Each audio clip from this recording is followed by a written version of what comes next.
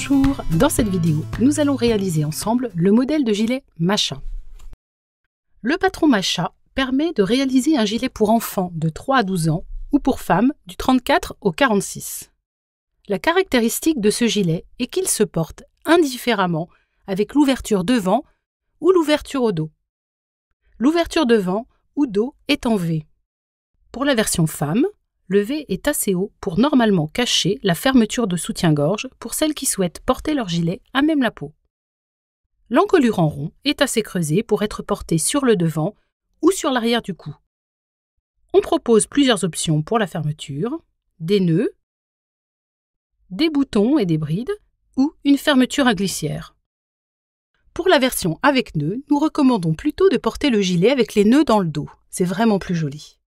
Pour les autres versions, boutons et brides uniques en haut, ou boutons et brides multiples, ou encore fermeture avec zip, on peut porter le gilet avec l'ouverture devant ou l'ouverture au dos.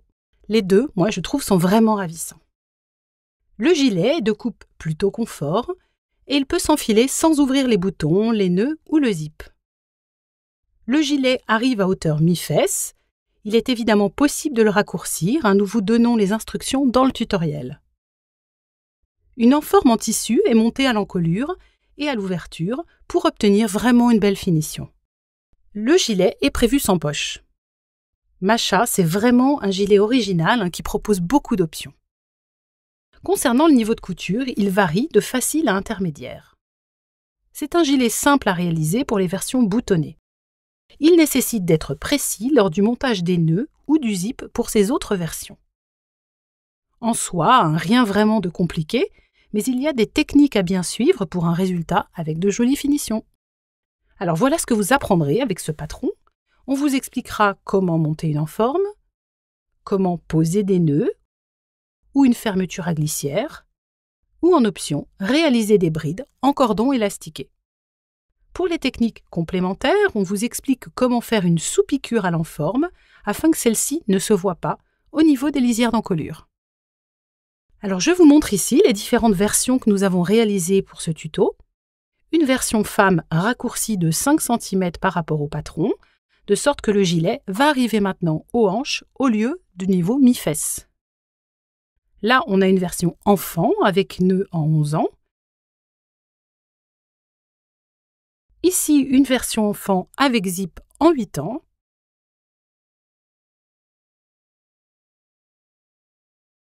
Et enfin, une version enfant avec bouton en 4 ans.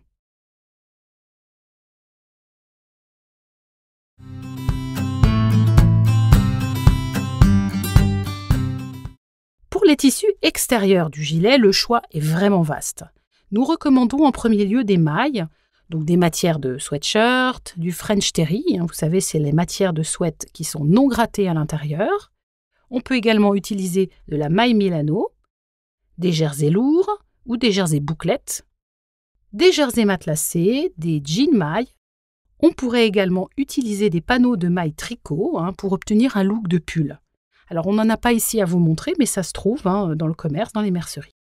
Sinon, on peut réaliser Masha en tissé, ce qui va vous donner un esprit plus petite veste que gilet. Au vu de la coupe, votre tissu devra être souple et de préférence un peu extensible pour davantage de confort. Vous pourrez ainsi utiliser des jeans extensibles, voire des jacquards souples. Concernant l'enforme et les nœuds, je recommande vivement un tissu de type popeline, toile de lin, chambray léger ou viscose pour un rendu vraiment parfait. Au niveau des fournitures, il vous faudra peu de choses. Il nous faut évidemment du fil coordonné, un morceau de toile fine thermocollante pour renforcer l'enforme et les nœuds, une pointe en bambou ou un poinçon pour retourner les nœuds, et enfin, selon les options choisies, un ou plusieurs boutons, du cordon élastique fin, un type élastique à chapeau. Celle-ci va vous permettre de former les brides à boutons, et c'est vraiment très pratique à l'usage, ou encore une fermeture à glissière séparable de 40 cm en femme pour toutes les tailles, mais de différents formats pour l'enfant. Alors il vous faudra alors prendre des longueurs de zip existants dans le commerce et qui peuvent être raccourcies. On vous montrera comment raccourcir un zip. Enfin, on utilisera des aiguilles adaptées à la matière, à savoir des aiguilles à jersey pour les mailles, des aiguilles universelles pour les tisser.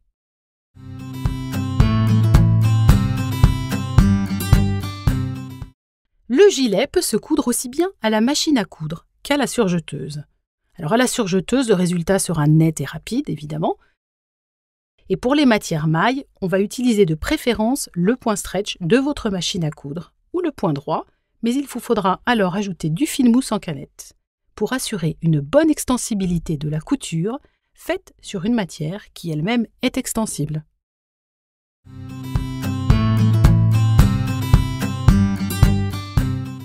Les marges de couture de 7 mm en enfant et de 1 cm en femme sont comprises dans le patron. Pour les ourlets des manches et du corps, les marges sont de 2,5 cm pour tous les âges et toutes les tailles. On a placé toutes les pièces du patron selon les indications du plan de coupe et dans le sens du droit fil qui est indiqué sur le patron. On a épinglé les pièces sur le tissu, on a marqué les contours correspondant aux lignes de coupe, et évidemment, on a relevé les informations et les repères. Ensuite, on a coupé, et enfin, on a entoilé, hors marge de couture, l'envers des pièces de l'enforme, les pièces 4 et 5, ainsi que 8 pièces de nœuds. Le nœud, c'est les pièces numéro 6, et on a 8 pièces sur 16 à entoiler uniquement. On a surfilé également ou surjeté le contour des pièces dos et devant, au niveau des épaules du gilet et de l'enforme, ainsi que le bas des manches.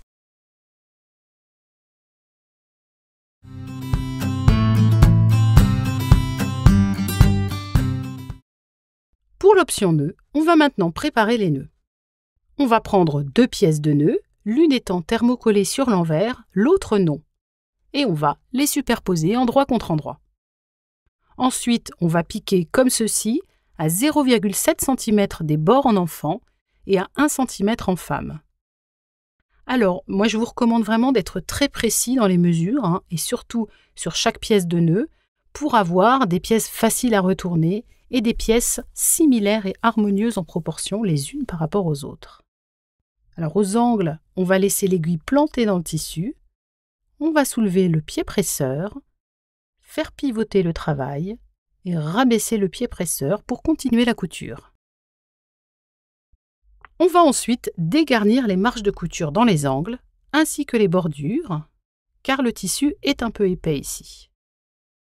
Alors on va devoir retourner le travail endroit visible avec les doigts et à l'aide d'une pointe en bambou ou d'une pointe arrondie, d'un poinçon, etc. Et honnêtement, cette partie elle est un petit peu fastidieuse. On va rentrer au maximum la partie large du nœud dans le tunnel formé. Et puis, on finira en poussant avec la pointe arrondie.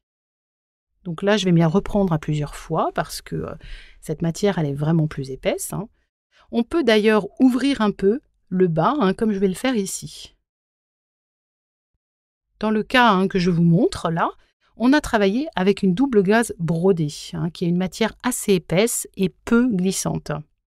Donc c'est du coup franchement un peu difficile, mais avec une simple popeline ou une viscose, il y a peu d'épaisseur et vraiment c'est simple. Voilà, une fois qu'on a retourné, on va marquer les angles sans abîmer les coutures, puis on repassera le nœud. On va répéter cette opération sur les 7 autres nœuds que j'ai déjà fait ici, pour en obtenir au total 8, 4 de chaque côté de l'ouverture. Si on choisit de réaliser un gilet en version raccourcie, on pourrait ne faire que 6 pièces pour avoir au final 3 nœuds de chaque côté.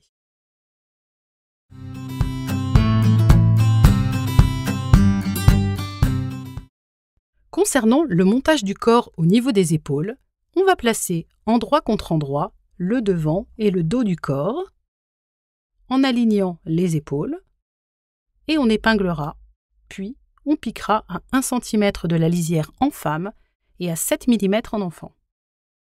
Ici, on va vous le réaliser sur le gilet enfant marine.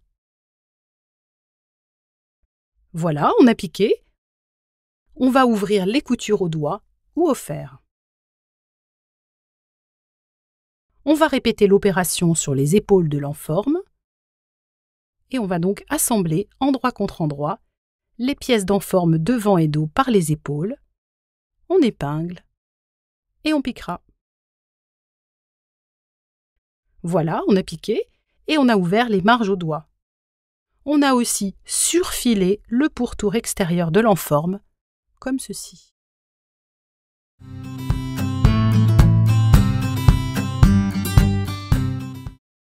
Pour le modèle avec nœud, on va placer maintenant les nœuds. Mais avant, pour ce modèle Masha Mum que j'ai choisi de raccourcir, c'était une option, je dois d'abord recalculer l'espace entre mes nœuds et redéfinir les repères de position des nœuds. Alors, ma hauteur depuis la pointe du col V ici fait 38 cm en femme. Je rappelle que j'ai raccourci de 5 cm la hauteur d'origine. Je dois donc considérer l'ourlet de 2,5 cm et la largeur du nœud de 2 cm environ pour placer mon repère le plus bas qui sera donc à 38 moins 4,5 cm, plus une petite marge de 0,5 cm pour éviter que le nœud ne soit dans l'ourlet. Disons donc que j'arrive à 33 cm de hauteur pour le repère du haut de nœud en bas du gilet. J'espère que vous avez tout suivi. Je vais donc marquer mes nouveaux repères de position de haut de chaque nœud avec 11 cm d'espace entre chacun. Donc 11 cm d'espace parce que c'est 33 divisé par 3 espaces. Voilà, c'est fait. Maintenant, je vais placer chaque nœud au niveau du repère. Le haut du nœud doit correspondre au repère. Donc, on est bien d'accord, le nœud est en dessous du repère. Sur cette matière spécifique, qui est en broderie anglaise, on a de tout petits trous qui sont formés par les broderies et qui laissent apercevoir la toile fine thermocollante. Là, je l'ai choisie blanche, donc on la voit un peu, et je vais placer la face du nœud ainsi, toile thermocollante un peu visible comme ceci, de sorte que la face opposée soit celle qu'on voit lorsque les nœuds seront cousus et rabattus. On épingle et on piquera, comme je l'ai fait ici, en symétrie de l'autre côté du gilet. Bien entendu, il faut vérifier la symétrie entre les nœuds et qu'ils soient bien alignés de chaque côté avant de piquer le deuxième côté. On aura donc à la fin les 8 nœuds, 4 de chaque côté. Pour le modèle avec un bouton et une bride unique, on va couper un morceau d'élastique rond, type élastique à chapeau de 5 cm environ. On va le plier en deux pour former une boucle, le placer le long de l'ouverture au niveau du repère le plus haut du patron. Alors on fait ça côté droit ou porté selon l'ouverture, devant ou dos. On va tenir par des épingles ou par une pince. Et il faudra bien sûr toujours vérifier que votre boucle est bien adaptée à la taille de votre bouton. Évidemment, on adapte si besoin. C'est d'ailleurs ce que j'ai fait ici. J'ai recoupé quelques centimètres de sorte que la taille s'adapte bien à celle de mon bouton. Ensuite, on va piquer avec de petits points en aller-retour dans la marge de couture pour le tenir bien en place. Alors voilà le résultat. Je précise qu'il est possible de broder des brides à la main, si vous préférez ne pas utiliser de cordon élastiqué. Bon, par contre, la réalisation des brides brodées, je ne l'ai pas expliqué dans ce tutoriel. Pour le modèle avec 4 boutons et brides, on va simplement répéter l'opération de l'étape précédente pour les 3 autres brides à placer selon les 3 autres repères du patron pour former en tout 4 brides avec un espace régulier entre chaque bride. Pour le modèle avec une fermeture à glissière, on va ajuster si besoin la longueur du zip séparable en mesurant la hauteur nécessaire. Donc le zip commence au repère du haut. La bague d'arrêt du bas du zip doit s'arrêter à environ 2,5 à 3 cm du bas pour l'ourlet. Attention, certains zips ne s'adaptent pas. Si vous pouvez adapter la longueur, je vous montre comment faire ici avec un zip métallique. Il faut retirer avec une pince coupante de ce type les bagues d'arrêt du haut. Ensuite, on va enlever les dents du zip en trop à l'aide d'une pince coupante. C'est le point le plus difficile. Je ne vous cache pas que j'ai eu franchement un petit peu de mal, j'ai fait une ellipse, enfin bref, c'était compliqué. Et surtout, faites attention pour éviter de vous couper comme moi. Ici, j'enlève 6 dents pour une fermeture éclair de 30 cm pour un gilet en 8 ans. Et enfin, on va repositionner des bagues d'arrêt en métal en haut avec une pince plate ou une pince qu'on appelle une pince Becro. Alors maintenant, on va ouvrir le zip séparable. On va aligner un côté du zip. Alors il va falloir considérer le côté gauche au porté, si votre ouverture est devant, comme sur le schéma ci-dessus, et inversement si votre ouverture est au dos. On fait cela endroit contre endroit à l'ouverture devant gauche. Encore une fois, si l'ouverture devant est comme sur le schéma ci-dessus, et inversement si l'ouverture est au dos. La lisière de la tresse du zip est alignée à la lisière du vêtement. Les dents du zip sur le vêtement sont à environ 1 cm de la lisière du vêtement en enfant et même à 1,3 cm en femme. On va placer la bague du zip au niveau du plus haut repère de l'encolure en V. On va épingler la tresse le long. Ensuite, je replie le haut de la tresse vers l'extérieur et j'épingle. Et on va piquer la tresse tout le long, alors à 0,7 cm en enfant et à 1 cm en femme du bord, avec un pied spécial, fermeture à glissière. Une petite précision, le bas du zip doit bien arriver à environ 2,5 à 3 cm du bas du vêtement, car il y aura l'ourlet. Si vous avez un zip court, de la longueur minimale recommandée, vous aurez un petit espace vide après formation de l'ourlet et c'est pas grave. Voilà, on a piqué cette partie du zip. On va maintenant aligner la bague d'arrêt de la tresse opposée, ici c'est la partie droite, au niveau du repère opposé. Puis on épingle la tresse du zip tout le long. On va replier le haut de la tresse vers l'extérieur, comme on l'a fait tout à l'heure, et on piquera tout le long à 0,7 cm en enfant ou à 1 cm en femme. Voilà ce que ça donne une fois que c'est cousu.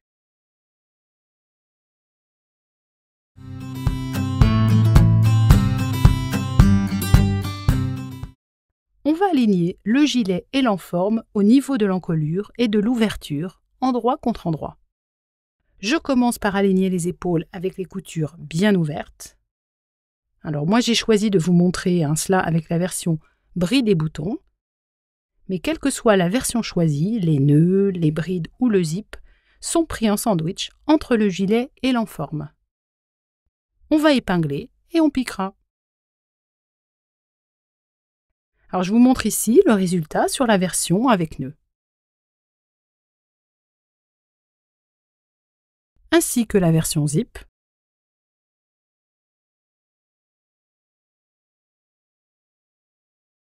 Mais quelle que soit la version choisie, nœud, bride ou zip, on va cranter les angles et cranter en option dans l'arrondi de l'encolure.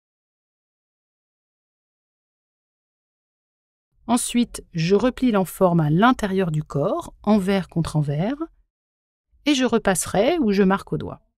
Moi, je vais tout de suite aller donner un bon coup de fer à repasser.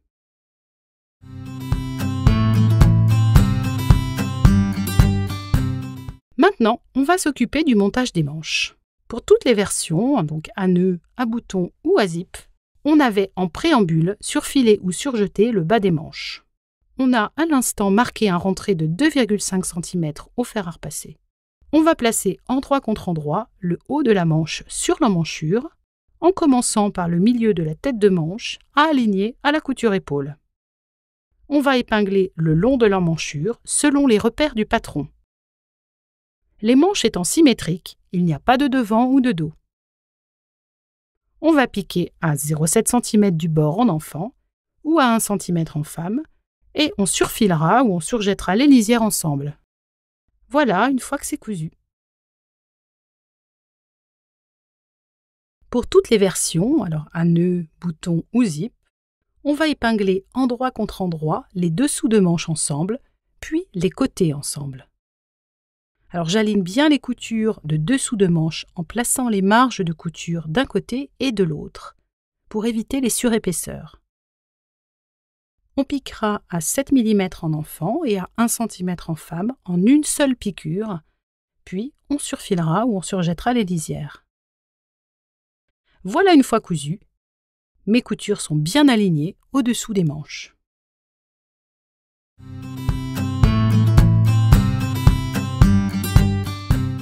On va maintenant réaliser l'ourlet du bas du corps, ce qui est valable pour toutes les versions. Je vous montre ici sur le modèle femme avec nœud. On a d'abord surfilé ou surjeté le bas du vêtement avec l'enforme ouverte, c'est-à-dire dépliée. On va replier endroit contre endroit le bas de l'enforme sur le gilet et on va piquer à 2,5 cm pour les modèles femmes ou enfants, parallèlement au bas du corps. Et pour la version avec nœud, j'écarte bien le nœud du bas afin d'éviter qu'il ne soit pris dans la couture. Alors pour être bien précise, moi je préfère tracer ma ligne de couture à l'aide d'un stylo qui s'en va à la chaleur. Évidemment, on répétera de l'autre côté de l'ouverture du gilet. Alors voilà, on a piqué, on va dégarnir l'angle. En cas de zip, on va dégarnir le bas de la tresse également. Puis on va replier l'enforme vers l'intérieur du vêtement et on pourra ainsi reformer l'ourlet de 2,5 cm en le marquant au fer. Vous voyez, il rentre automatiquement. Il nous reste à piquer par une simple piqûre ou une double piqûre, c'est-à-dire une piqûre à l'aiguille double. Moi ici, je l'ai illustré avec la version nœud et une simple piqûre. Voilà, on a piqué et formé l'ourlet. Pour assurer de belles finitions, je vais vous montrer comment sous-piquer le contour de l'enforme. Alors en écartant l'enforme du corps, on va plaquer les marges de couture de l'ouverture et de l'encolure vers l'enforme. Et on va piquer ensemble les marges avec l'enforme à 2 mm du bord en essayant d'aller le plus loin possible. Alors en effet, l'angle et le bas vont finir par bloquer la piqûre. Donc c'est pas grave, on s'arrête et on reprend la sous-piqûre un peu plus loin. La sous-piqûre va permettre à l'enforme de tenir en place à l'intérieur et de ne pas être visible à l'extérieur. Voilà ce que ça donne une fois terminé. On va ensuite repasser, épingler et surpiquer l'enforme le long de ses lisières pour tenir cette enforme en place. La piqûre démarre en bas d'un des devants ou du dos, puis se prolonge vers l'encolure pour finir en bas de l'autre devant ou dos. Cette étape est valable pour toutes les versions, je vous montre d'ailleurs le résultat ici sur la version zippée. Concernant l'ourlet en bas des manches, on va reformer le rentré de 2,5 cm qui avait été préformé au fer précédemment. Il nous reste à piquer par une simple piqûre ou une double piqûre, c'est-à-dire une piqûre à l'aiguille double.